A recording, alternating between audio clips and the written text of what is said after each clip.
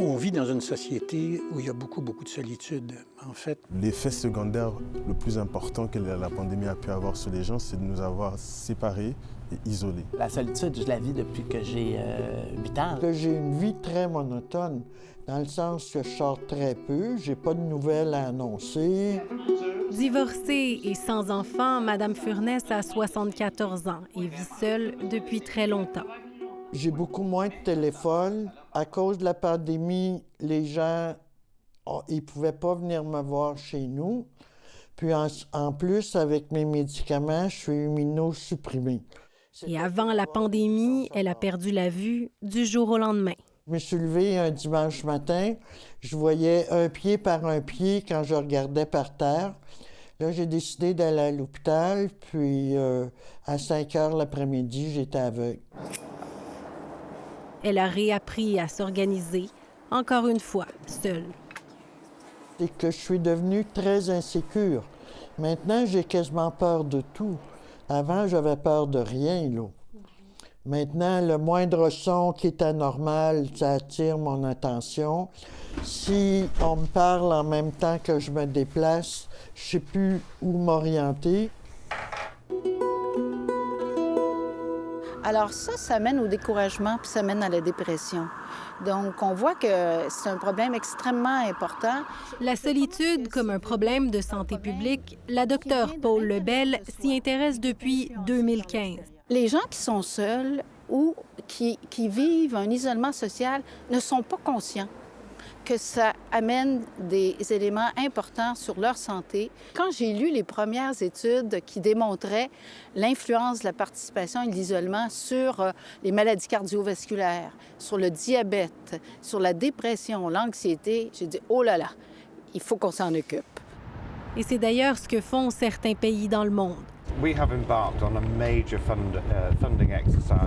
Le Royaume-Uni et le Japon ont créé des ministères pour lutter contre la solitude.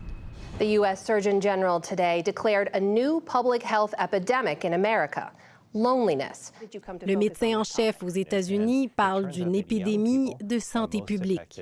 On a beaucoup travaillé sur le tabagisme, sur la nutrition, on a travaillé sur l'exercice, mais la participation sociale est un facteur encore plus important sur la santé. Le nombre de personnes vivant seules est plus élevé que jamais au pays. Bien que toutes ne ressentent pas forcément de la solitude, près de 20 des personnes âgées de plus de 65 ans ont déclaré éprouver de la solitude selon Statistique Canada. Et elle frappe aussi particulièrement les jeunes. Près d'un jeune sur 4 âgé de 15 à 24 ans dit se sentir souvent ou toujours seul. Tu vas me dire ça passe ou ça passe pas. Ursi et Noé sont 2 anciens jeunes de la DPJ. C'est quelque chose qui m'a beaucoup frappé en arrivant dans ce pays, puis surtout dans les centres jeunesse, c'est que c'est quelque chose qu'on utilise même pour essayer de punir, dans le fond, comme moyen de coercition. Pour les deux, la solitude a fini par entraîner des problèmes de santé mentale. Moi, en fait, quand j'ai vécu une étape de dépression, c'est que je me sentais pas compatible, en fait, avec les gens. Je veux juste être tout seul dans mon coin. Je fais de l'anxiété reliée à ça parce que j'ai peur. Tu sais, quand j'ai quelqu'un à côté de moi, j'ai peur qu'il s'en aille. Comme je veux pas qu'il s'en aille, mais il va s'en aller un jour. Il faut que je réapprenne à faire comme « Hey, c'est bon, il va s'en aller, c'est correct, il y a quelqu'un d'autre qui va arriver. » le problème de notre société, c'est qu'il y a beaucoup de jasants et très peu d'écoutants. Et quand des gens nous appellent... Cet écoutant de centre d'appel qui doit rester anonyme en sait quelque chose. Il tend l'oreille à des étrangers depuis presque 10 ans. La plupart des gens qui nous appellent, d'abord, ce sont des appelants qui appellent très souvent, qui font le tour des centres d'écoute pour raconter leurs histoires. Et ça comble un besoin qui est criant dans notre société. Une façon d'apaiser pour un moment sans régler le problème de fond, qui semble encore plus criant depuis la pandémie. Les besoins sont clairement plus grands. On a beaucoup de références, beaucoup plus de références du milieu de la santé aussi qui constatent des isolements chez les personnes qu'ils visitent. J'ai ma tasse qui est là. Alexis le voit bien avec son travail chez les Petits Frères, un organisme qui vise à briser l'isolement chez les personnes âgées. On le sent aussi pour Mme Furness, mais pour d'autres de manière générale. C'est difficile de parler de ses propres blessures, de ses propres faiblesses, mais aussi de parler de solitude et d'isolement.